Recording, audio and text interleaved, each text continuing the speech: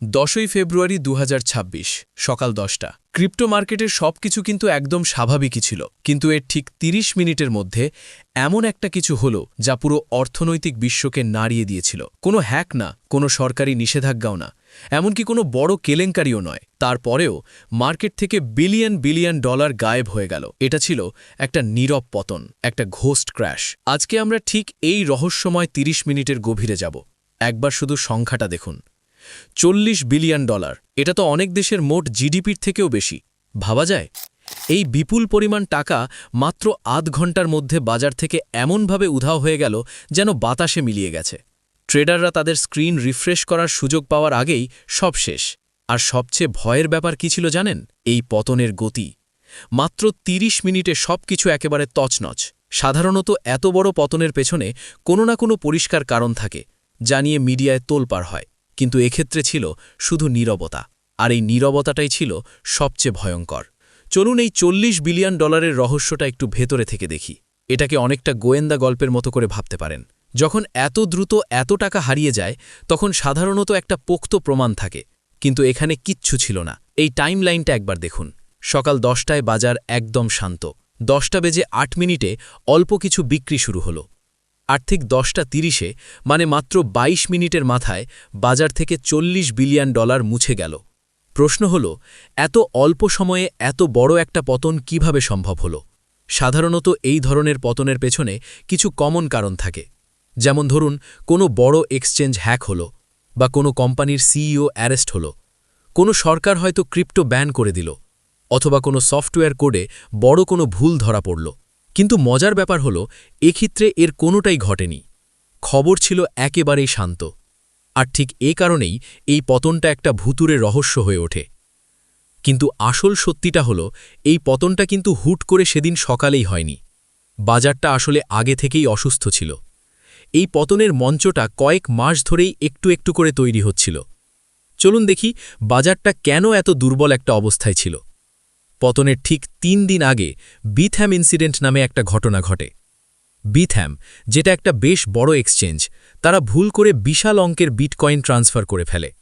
যদিও ভুলটা খুব তাড়াতাড়ি ঠিক করা হয় আর টাকাও উদ্ধার করা হয়, কিন্তু এই একটা ভুলেই বিনিয়োগকারীদের আস্থার ভিতটা একদম নড়ে গিয়েছিল। এই কথাটা পরিস্থিতিটাকে দারুণভাবে তুলে ধরে। ধরুন, আপনি একটা জমাট বাঁধা লেকের উপর দিয়ে হাঁটছেন। হঠাৎ একটা বিকট ফাটলের শব্দ হলো। বরফটা ভাঙল না, কিন্তু আপনার মনে ভয়টা তো ঢুকে গেল, তাই না? বিথ্যামের ঘটনাটাও ঠিক তাই করেছিল। এটা বড় বড় বিনিয়োগকারীদের বুঝিয়ে দিয়েছিল যে বাজারের ভিতটা আসলে খুবই ঠুনকো। সবার মনে এক ধরনের আতঙ্ক ছড়িয়ে পড়েছিল। চলুন এবার একটু বড় ছবিটা দেখি। অক্টোবর 2025-এ ক্রিপ্টো বাজারের মোট মূল্য ছিল $4 ট্রিলিয়ন বেশি। কিন্তু ফেব্রুয়ারি 2026 আসতে আসতে, মানে মাত্র 4 মাসে, বাজার থেকে $2 ট্রিলিয়ন হাওয়া। এই যে লম্বা সময় ধরে রক্তক্ষণ, এটা বাজারকে এমনিতেই দুর্বল করে ফেলেছিল। বাজারটা তখন একটা শুকনো জঙ্গলের মতো হয়েছিল, যেখানে আগুন লাগার জন্য শুধু একটা স্ফুলিঙ্গের দরকার ছিল। তো এখন প্রশ্ন হলো, টেকনিক্যালি কিভাবে এটা ঘটল? কিভাবে একটা ছোট স্ফুলিঙ্গ পুরো বাজারে আগুন ধরিয়ে দিল? এ পতনের জন্য প্রথম যে জিনিসটা দায়ী তা হল থিন লিকুইডিটি বা তারল্যের অভাব। সহজ কথায়, বাজারে বিক্রেতার তুলনায় ক্রেতার সংখ্যা যখন অনেক কমে যায়। সাধারণত কি হয়, যখন কেউ বিক্রি করে তখন কেনার জন্য অনেকে থাকে, যা দামটাকে ধরে রাখে। কিন্তু সেই সময় ভয়ের কারণে ক্রেতারা বাজার থেকে সরে গিয়েছিল। বাজারের যে সেফটি নেট বা নিরাপত্তা জাল, সেটা আর ছিলই না। আর তার এই অভাব থেকেই শুরু হয় এক ভয়ঙ্কর ডমিনো এফেক্ট। দাম সামান্য কমার সাথে সাথে অটোমেটেড ট্রেডিং বটগুলো বিক্রি শুরু করে দিল। কিন্তু ক্রেতা না থাকায় দাম আরও পড়ল। এতে আরও বট বিক্রি করতে শুরু করল।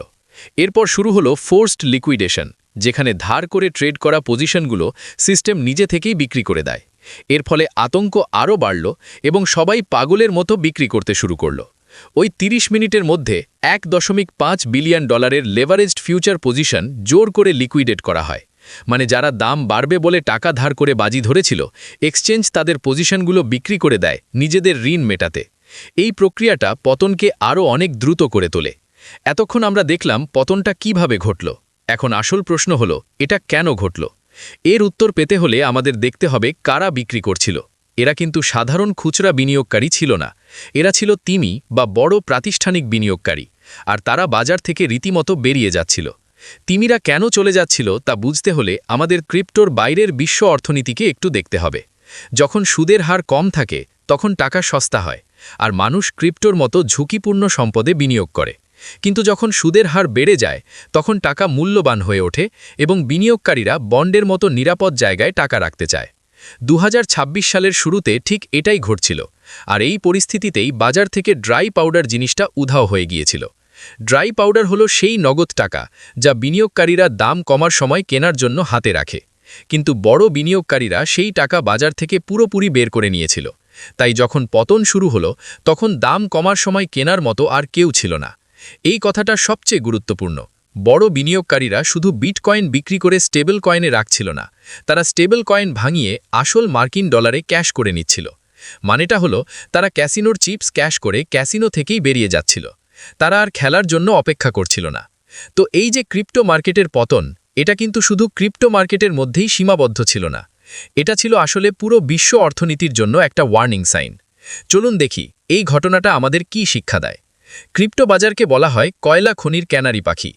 আগের দিনে খনিতে বিষাক্ত গ্যাস আছে কিনা তা বোঝার জন্য ক্যানারি পাখি নিয়ে যাওয়া হতো। পাখিটা মারা গেলে খনি শ্রমিকরা বুঝত যে বিপদ আসছে। ক্রিপ্টো বাজারও ঠিক তেমনি।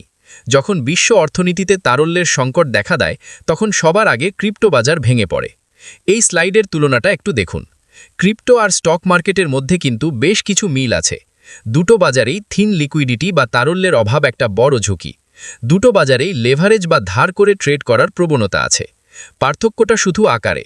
ক্রিপ্টো বাজার $2 ট্রিলিয়ন আর স্টক মার্কেট $50 ট্রিলিয়ন। ক্রিপ্টোতে যা ঘটেছে সেটা যদি স্টক মার্কেটে হয় তার পরিণাম কি হতে পারে তা ভাবলেও ভয় লাগে। এই পতনটা বিনিয়োগকারীদের মানসিকতায় একটা বিশাল পরিবর্তন এনেছে। আগের কৌশল ছিল বাই দ্য ডিপ, মানে দাম কমলেই কেনা, কারণ সবাই জানত দাম আবার বাড়বে। কিন্তু এই ঘটনার পর সে বিশ্বাসটাই ভেঙে গেছে। এখন দাম কমলে কেনা মানে পরন্ত ছুরি ধরার মতো খতরনাক। এখন লক্ষ্য আর লাভ করা নয়, লক্ষ্য হলো কোনো মতে টিকে থাকা। তাহলে আমরা এখন কোথায় দাঁড়িয়ে আছি? কয়লা খনির ক্যানারি পাখিটা গান গাওয়া বন্ধ করে দিয়েছে। এটা একটা স্পষ্ট সতর্কবার্তা। যে তারল্যের অভাবে ক্রিপ্টো বাজার ভেঙে পড়ল, সেই একই সংকট এখন অন্যান্য বড় বাজারগুলোর দরজায় কড়া নাড়ছে। প্রশ্ন হলো এরপর কি হবে? এই নীরব পতনের পর কি আরও বড় কোনো ঝড় আসছে? ভাবার বিষয়।